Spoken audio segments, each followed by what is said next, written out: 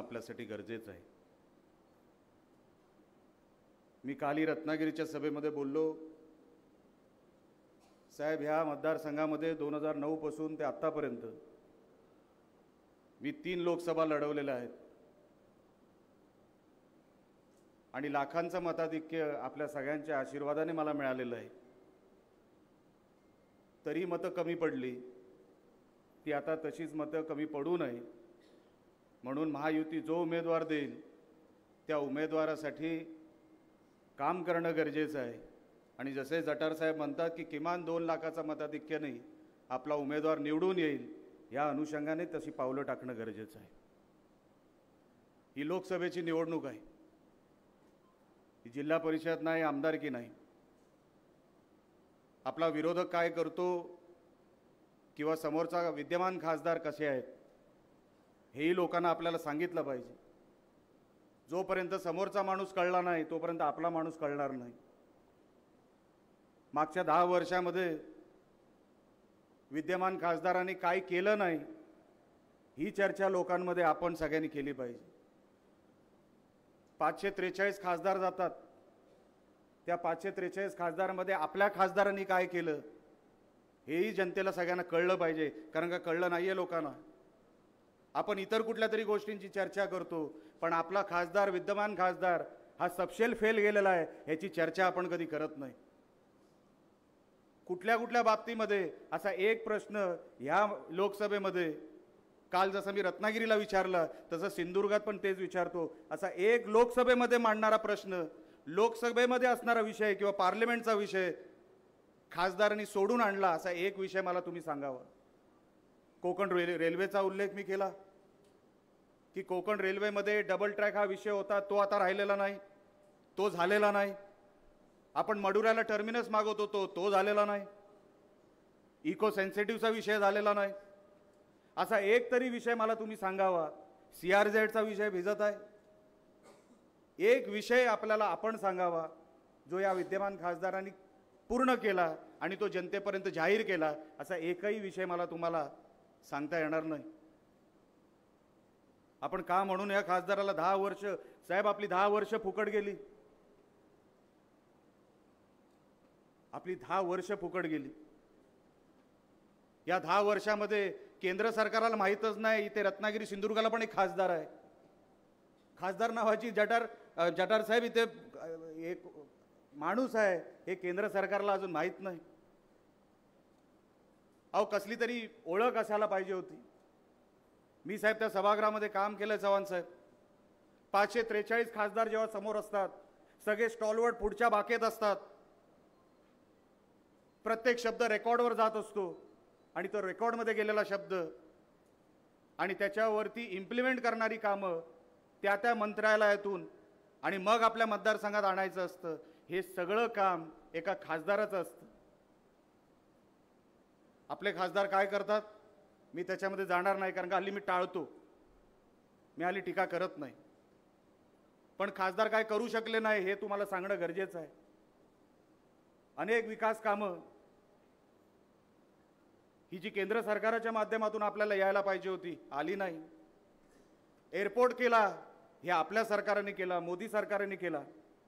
हेच खासदार तेव्हा उठून बोलले होते की आम्हाला एअरपोर्ट नको, विरोध केला होता त्या एअरपोर्टला, पण जेव्हा एअरपोर्ट पूर्ण झाला तेव्हा हेच खासदार त्या व्यासपीठावर सांगायला तयार होते की एअरपोर्ट आम्ही केला। हा महामार्ग ज्याची सुरुवात 2009 मध्ये झाली, त्या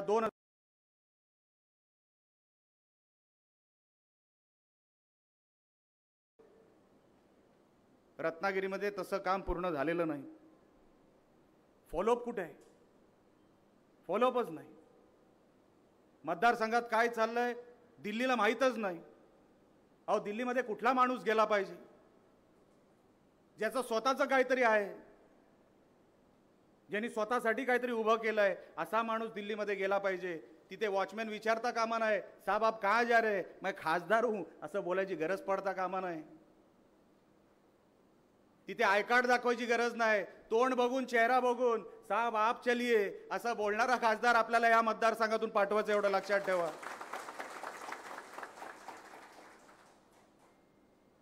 अहो या रत्नागिरी सिंधुदुर्गातून मोठमोठी लोक गेली हो खासदार बनून.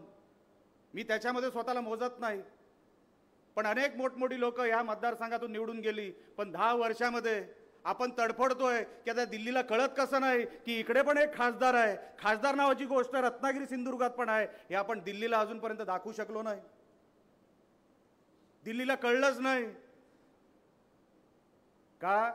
कारण का माणूस तसा लागतो, रुबाब तसा लागतो. अहो 543 खासदार, त्याच्यामध्ये यूपीचे 80 खासदार. कारण का उत्तर भारताचा फार मोठा प्रभाव दिल्लीमध्ये असतो. त्यांचं हिंदीवर प्रभुत्व असतं आणि ते सगळे उत्तर भारतातले जेवढे खासदार आहेत ते त्यांच्या भाषेमुळे, त्यांच्या वजनामुळे तिथे प्रभाव पाडत असतात. म्हणून तसा प्रभावशाली माणूस तिथे जर गेला नाही, त्या पार्लिमेंटमध्ये पेटी वाजवायची नसते साहेब.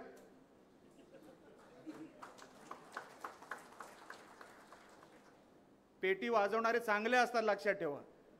त्याबद्दल दुमत नाही. पेटी वाजवणारे पण आपल्याला पाहिजेत. ते 2024ला जेव्हा 6 जूनला हे मोकळे होतील तेव्हा 2 पेट्या आपण त्यांना गिफ्ट देऊ, आपण त्यांना भेट देऊ. तुम्ही काळजी करायची नाही. पण त्या लोकसभेमध्ये आपल्याला एक दमदार माणूस पाठवायचा आहे. या महायुतीमध्ये अख्ख्या महाराष्ट्रामध्ये 48 सीट आहेत. त्या 48 सीटवर 100% जो काय आकडा महायुतीने जाहीर केला आहे तो 100% आपण गाठणार आहोत. माझ्या मनामध्ये शंका नाही, कार्यकर्त्यांच्या मनामध्ये शंका नाही. काळसेकर साहेब, तुम्ही बोललात ही शेवटची निवडणूक 2024ची, बाकी सगळ्या आपण जिंकल्या. ऑक्टोबर विसरलात तुम्ही.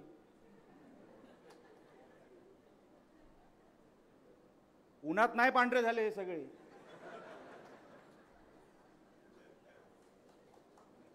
जिल्हा परिषद आहे, तुमची पण बाजू घेतली, लक्षात ठेवा. जिल्हा परिषद पण आहे, अनेक नगरपंचायती आहेत, नगरपालिका आहेत, त्या सगळ्या आहेत. तुमच्या यादीमध्ये जोडा त्या सगळ्या. आणि पुढच्या वेळेस परत अशी चूक करू नका. जेवढी लोकसभा महत्वाची आहे तेवढीच जिल्हा परिषद महत्वाची आहे आणि तेवढीच विधानसभा पण महत्वाची आहे. पण पहिला टप्पा आपला लोकसभेचा आहे. एक आपल्या हक्काचा माणूस तिकडे पाठवूया. आपल्या हक्काचा माणूस तिकडे जर गेला तरी कोणाला सांगायची गरज नाही, दिल्लीवाल्यांना सांगायची गरज नाही की हा मतदारसंघ कोणाचा आहे. त्या नाव घेतला तर कळला पाहिजे मतदारसंघ कोणाचा आहे. असा माणूस आपल्याला पाठवायचा आहे. एवढंच सांगतो, थांबतो. जय हिंद, जय महाराष्ट्र. धन्यवाद निलेशजी. यानंतर आपल्या सिंधुदुर्ग जिल्ह्याचे पालकमंत्री आणि महाराष्ट्र राज्याचे सार्वजनिक बांधकाम मंत्री सन्माननीय श्री रवींद्रजी चव्हाण साहेब यांना विनंती करतो की आपण या बैठकीला मार्गदर्शन करावं.